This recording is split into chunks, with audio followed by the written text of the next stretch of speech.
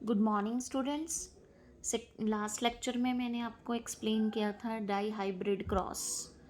आज हम मेंशन करेंगे सम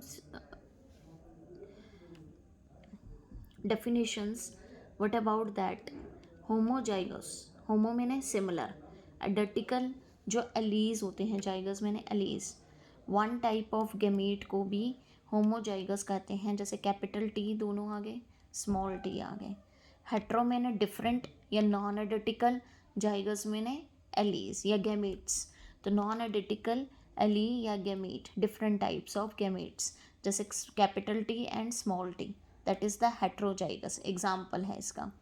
डोमिनेंट करेक्टर्स या ट्रेड्स क्या होते हैं? When it can express itself whether in homozygous or heterozygous, दोनों में ही अगर वो होगा या एक में भी है, तो एक किसी एक दूसरे को डोमिनेंट करता है, नीचे की तरफ दबाता है, उसे डोमिनेंट ट्रेड्स कहा जाता है।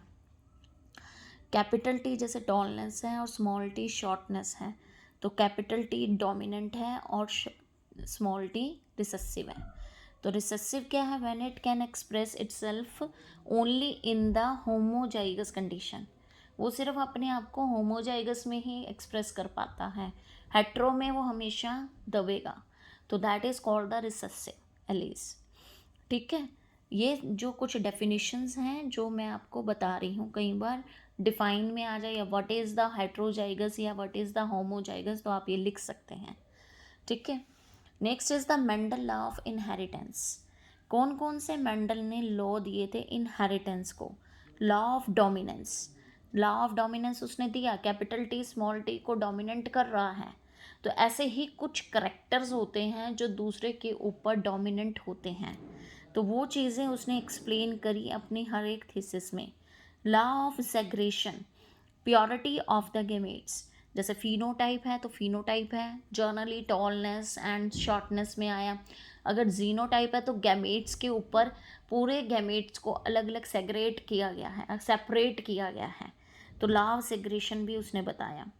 लॉ ऑफ इंडिपेंडेंट एस्टोरमेंट, कैसे कि हर एक गैमेट, जैसे डाईहाइब्रिड क्रॉस में मैंने हर एक गैमेट का आपको बताया था जीनोटाइप, जेनेटिक उसका हर एक चीज़ को उसने डिफरेंशिएट किया था डाईहाइब्रिड क्रॉस में, तो लॉ ऑफ इंडिपेंडेंट एस्टोरमेंट को उसने एक्सप्लेन भी किया। That is the three laws of Mendel. Why he chose the pea plant, कोई और प्लांट क्यों नहीं उसने चूज़ किया, सिर्फ पी प्लांट ही क्यों चूज़ किया? क्योंकि पी प्लांट क्या है, ईज़िली कंडक्ट हो जाता है, ईजी टू ग्रो है, और जो उसके अंदर ऑब्जर्वेशन होंगी वो अर्ली अर्ली हम देख सकते हैं, और जल्दी ही हम उसकी ग्रोइंग के कारण उसके सारे ऑब्जर्वेशन और एक्सपेरिमेंट कंप्लीट कर सकते हैं, कंडक्ट कर सकते हैं, इसीलिए उसने पी प्लांट को चूज़ किया।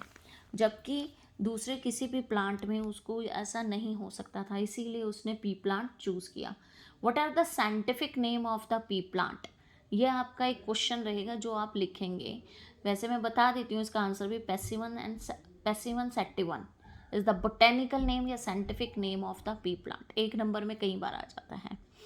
Determination of in human being, sex determination, sex determination में फीमेल में हमारे होते हैं XX क्रोमोसोम्स, और मेल में last single pair of the chromosome XY होता है।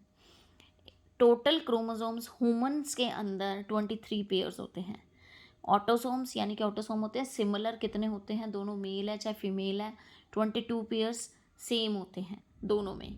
सेक्स क्रोमोसोम 23rd पेयर होता है, मेल के अंदर XY और फीमेल के अंदर XX। अब मेल में XY है, फीमेल में XX है, अगर X मेल ने दिया है, फीमेल ने भी X दिया है, तो गर्ल बेबी बॉर्न होगा, और अगर मेल ने वाई दिया है और फीमेल के पास तो एक्स ही है, अगर वो देगा तो बॉय बेबी बोर्न होगा।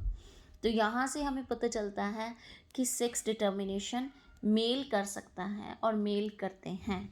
That is the sex determination in human beings. Very very important है, 3 मार्क्स में कई बार ये क्वेश्चन आता है। What is the chromosomes, chromosomes का स्ट्रक्चर ऐसा होता है, thread like structure containing hereditary information is called the chromosomes. और जेनेटिक मटेरियल में यूनिट ऑफ, जीन को क्या कहते हैं? Unit of inheritance. टेंस क्रोमोसोम से जीन एंड जीन से डीएनए।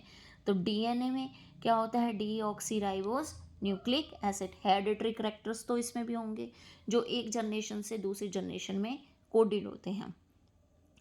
डीएनए का जो मॉडल है जो हम यूज़ करते हैं वो वास्टन एंड क्रिक ने दिया था, और इसमें पेंटोज शुगर होती है। वास्टन और क्रिक ने डबल स्टैंडर्ड स्ट्रक्चर दिया था डीएनए का, और इसमें पेंटोज शुगर होती है, uracil, thiamine, cytosine,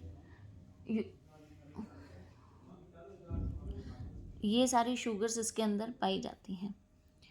that is the hereditary. Complete आपका हेरिडिटरी हो गया। कल एवोल्यूशंस के बारे में बताऊंगी। Thank you and have a nice day.